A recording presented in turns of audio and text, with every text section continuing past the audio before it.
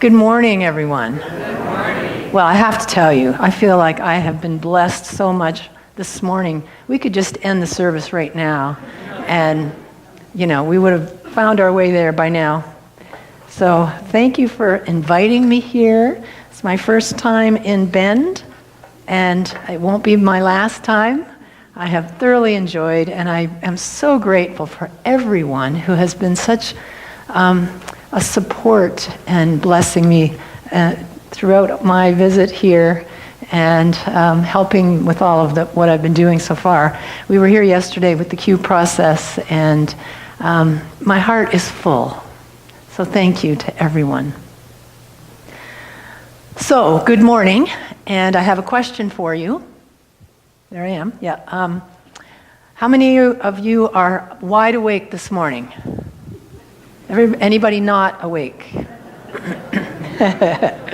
Anybody still asleep? Because this morning we're going to explore what it means to be spiritually awake. And sad to say, the truth seems to be that you can't seem to sleep through this awakening. As the Armenian teacher Gurdjieff puts it, you can't unconsciously become conscious. Julia Cameron, the author of The Artist's Way, guess I need to turn it on. There we go. Tells us that we are spiritual beings having spiritual business to transact.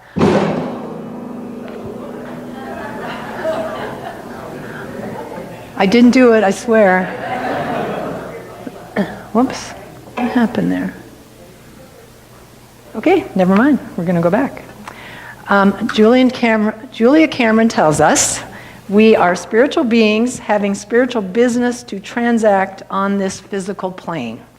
Spiritual beings with spiritual business to transact on this physical plane. Do you know that about yourself? Yes. Because when we forget it, that's when we become unconscious as to who we really are. And then we don't really live. We spend our time skimming the surface, unconscious as to our true identity. Never really living. As the poet Diane Ackerman writes, a shallow life creates a world flat as a shadow. And spoiler alert, we're going to talk a little bit about the shadow today. So we are not here to sleep through it all by skimming the surface. We're here to dive deep, to wake up to who we really are, to live, to be who we've come here to be. Expressions of the divine, spiritual beings with spiritual business to transact. In the Buddhist tradition, there's a story told that is comparable to the prodigal son. And in this parable, the son is a prince who inadvertently strays outside of the palace walls as a very young child. And he gets lost, wandering the streets, the maze of streets. Now, years go by, he forgets that he's a prince, and he lives his life as a pauper on the street. And he eventually forgets, totally, his royal lineage. And one day the king, who is always on the lookout for his beloved son, comes across him and recognizes him. And he joyfully reunites, telling him of his royal lineage. But the young man can't remember. It's been so many years that he's just forgotten who he is. And he can't even imagine living as a prince, let alone actually doing it. And it takes him time to step into that new identity and to begin living his life as he truly is. Does this sound familiar at all? When we consider that story and we think of our own journey, we know that we are spirit expressing in a body, right? Don't we learn that in unity? It's our second principle. There's one presence is the first. Second one, that we're all expressions of the divine. But do we really believe that? Do we really live as if that were so? Because that's what we're here to do. A New Thought teacher, Ernest Holmes, and I have a sense that I mixed up some slides here. There we are. We're spiritual beings. Ernest Holmes says we are the ever-expanding principle of conscious intelligence. Forever expanding, never-ending, eternally increasing conscious intelligence. Now, do we think of ourselves that way? Or do we find we're stuck in labels that we have worn in the past and continue to wear? So when you get up in the morning, do you look in the mirror and do you say, "Good morning, ever-expanding conscious intelligence"? Wouldn't that be a good way to start our day? I invite you to turn to someone near to you and say, "Good morning, ever-expanding conscious intelligence." Good morning.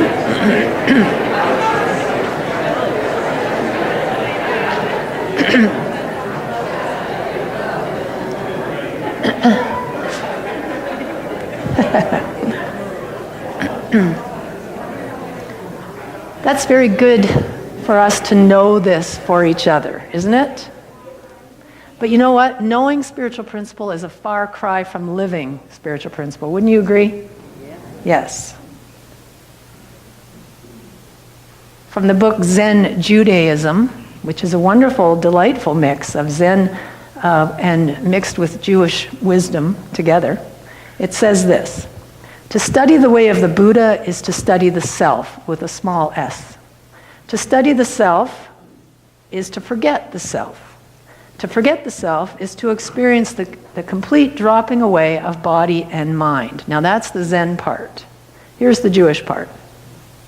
"The difficult part is keeping body and mind off after you've dropped them. Many people gain back body, mind, and an additional 15 pounds. Now it's said tongue-in-cheek, but it really points out that this process is a moment-by-moment experience of living the truth of who we are and really living it. So what keeps me dozing away?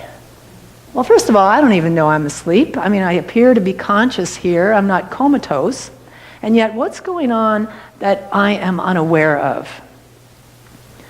Did you know that research tells us there are 400 billion bits of information available to us right now to be accessed? 400 billion bits. However, our brain can only process 2,000 bits in any given second. 400 billion, 2,000. That's a whole lot of bits that we're unaware of. Try to imagine what it would be like to suddenly be bombarded with 400 billion bits of information. So there's a lot going on that we're not conscious of. In fact, I'd like to invite us all to be part of a science experiment this morning. Are you up for it? You don't even need to wear a lab coat, and you can just stay in your seat. So here's what we're going to do. I'll invite you to look down at your foot, and while you're looking at it, lightly tap it on the floor. Just watch it as you're tapping.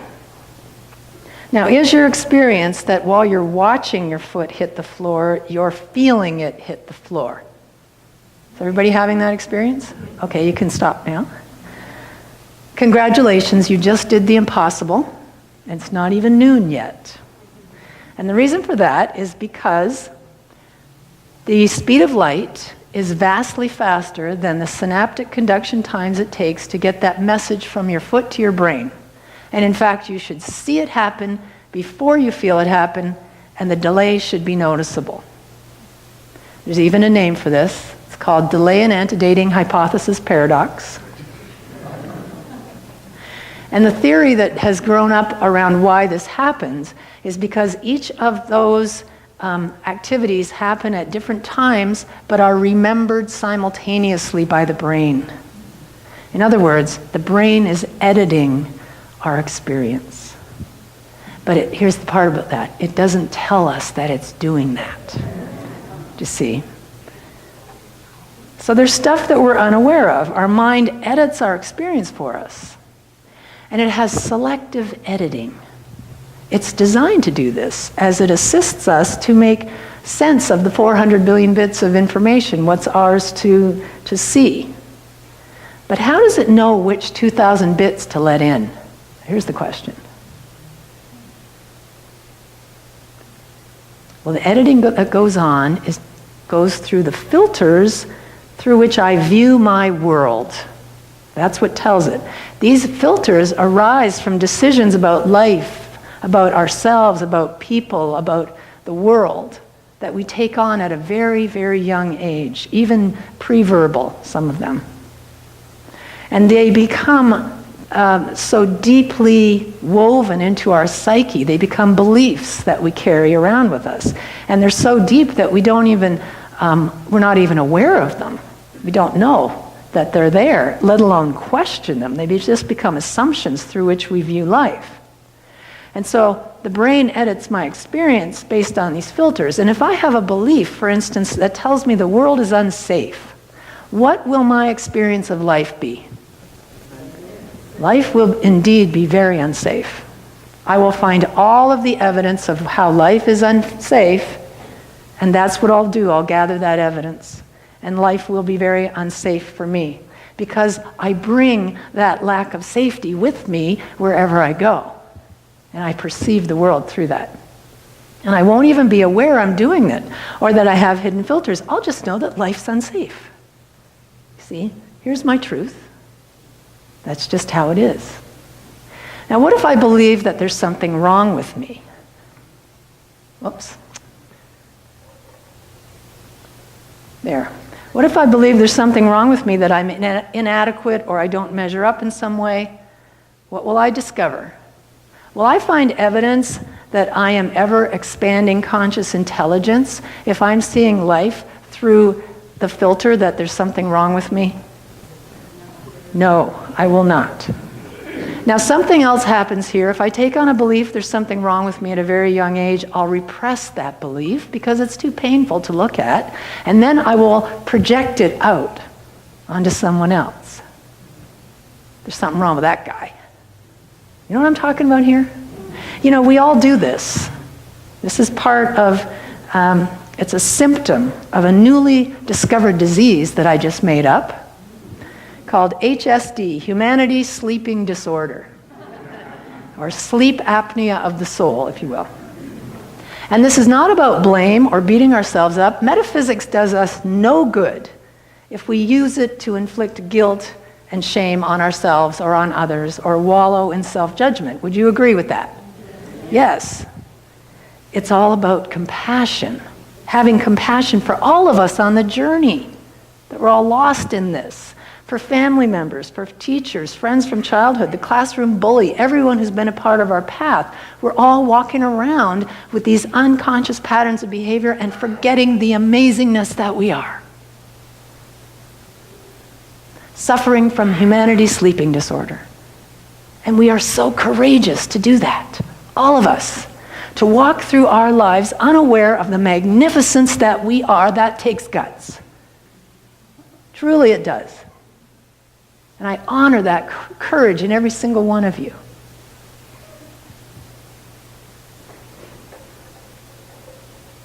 The bottom line is the world mirrors back to us what's really going on in our psyche. And when we have these disowned parts of ourselves that we don't want to look at or are repressing, it's called our shadow, we project it out onto the world and we attribute that to be the problem. And with all this muck getting in the way of our awareness, we lose sight of the divine preciousness that we are. Now, is there hope for us? Yes. That's the correct answer. There is. And let me give you the good news. Are you ready? Lean in. Lean in. Our projections can help us to awaken. That's the good news, bad news, I'm afraid. We might call them what Byron Katie terms compassionate alarm clocks, you see. Because when I make a judgment about someone else, it's a pivotal moment for me, a pivotal wake-up moment that I can start to see what it's mirroring and what's going on within me, if I choose to use it as one. You know, we can pray, we can meditate, we can read, we can go to workshops, we can go to Sunday services and retreats and classes and learn all about spiritual principle. I love that stuff. But I got to tell you, the rubber hits the road. We roll up our sleeves in our spiritual work in the arena of human relationship, especially A relationship with someone who can push our buttons. Do you know what I mean by this? Do you have someone who does that for you? Whoops. What? Our button pushers are quite often very conveniently close at hand. And they're so valuable for us because they can clearly show us those places in need of healing with great accuracy. Zero right in on it. It's like finding a sore spot. Now, why does it hurt to get our buttons pushed? Because it goes to one of those places we don't want to look at, a belief that we hide from ourselves and then project.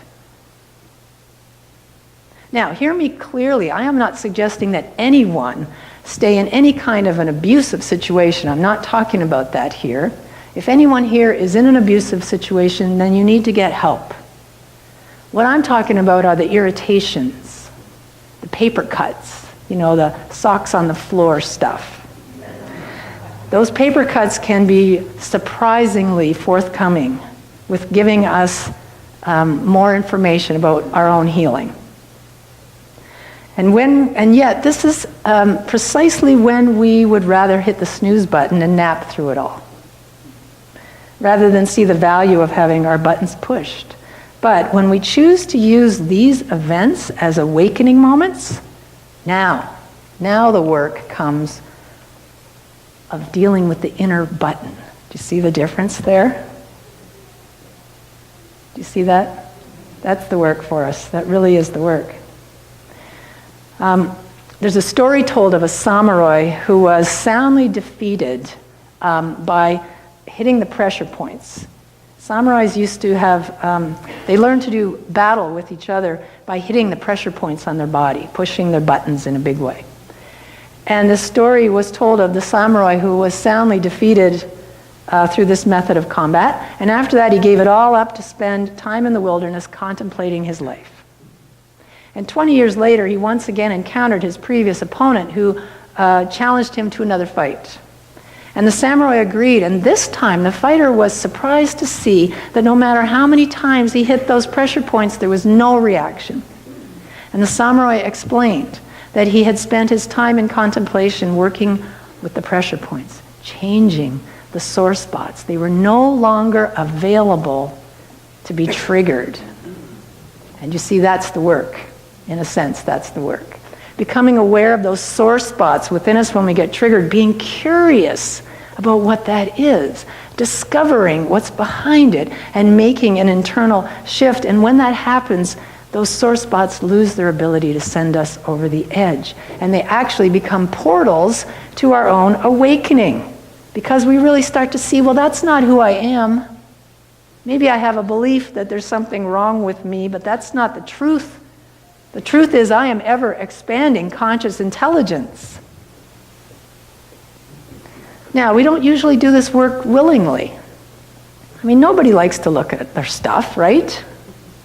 We can hear ourselves saying, this is negative energy. I don't want to mess with this. I didn't come to church today to hear this. I'm all about being positive, right? Affirming the truth. Well, yes, absolutely we are, especially in unity. That's what we're about. But as we're busy affirming, it can be very easy to ignore the denial part of the equation. And we can affirm our good all we want, but if there's something that's sabotaging that success, and we're unaware of it, will transformation happen? No, it will not. It will not. If we're affirming one thing and believing another, the belief will win hands down. Let me say that again. If we're affirming one thing but believing another, the belief will win out. Look at your own life and see if that's true for you. Do you have things in your life that you are wanting to bring forth and you keep tripping over something? Anyone?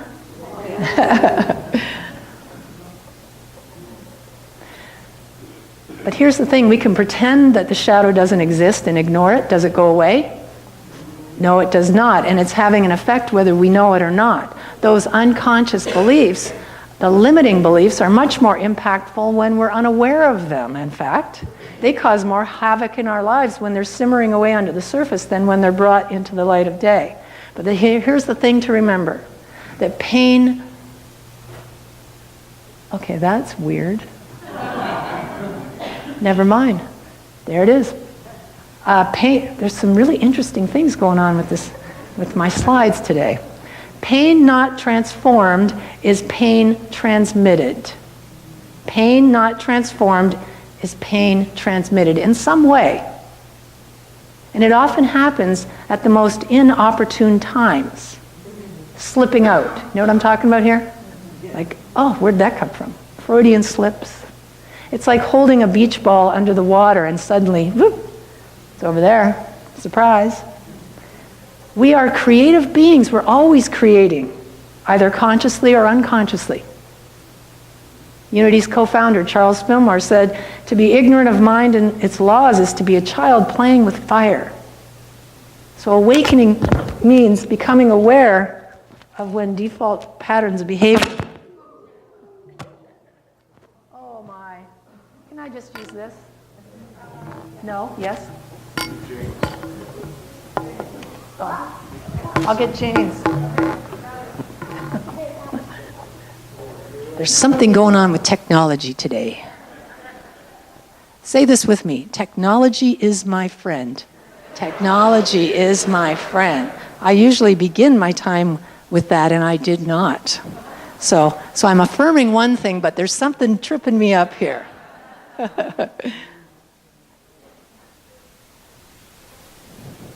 So awakening means becoming aware of when these default patterns are running our lives and making a new choice, empowered to do that.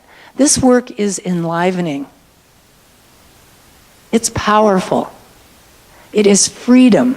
Freedom to be who we've come here to be, unencumbered by the thoughts and the beliefs and the attitudes and the filters that we have accumulated over the years. Becoming aware of when we're sabotaging our success through these ingrained patterns of behavior and having the power in the moment to change that. And we do this work through the power of the heart. It's through compassion. Compassion for ourselves, compassion for each other. Because here's why. Through the heart, from this higher view, it's about consciousness, and consciousness overcomes all of it. The author Tama Keeves said, as we set free a previous definition of who we've been, we can gracefully become what life is directing us to be. And she adds, without familiar crutches, we discover wings. We are limitless, divine potential. We have access to a higher dimension of creativity. And we do not serve this world by playing small. It's time for us, isn't it? Isn't it time for us to step into the reality of who we are? The world needs us to do that. Here to make a difference in the world, not just to sleepwalk through it all, but to realize the freedom, the power, the ability in the present moment to live a heart-centered, compassionate life as conscious, aware expressions of spirit. And that's what an awakened life looks like. Let me leave you with the words from the poet Mary Oliver as she speaks about really living life. When it's over, I want to say all my life I was a bride married to amazement. I was a bridegroom taking the world into my arms. When it's over, I don't want to wonder if I've made of my life something particular and real. I don't want to find myself sighing and frightened or full of argument. I don't want to end up simply having visited this world. And so I invite you to remember that you are a spiritual being with spiritual business to transact on this physical plane and to dive deep into the present moment. Feel the wonder, the joy, the discovery that comes from living an awakened life as expanding conscious intelligence. Here's to the exploration. God bless.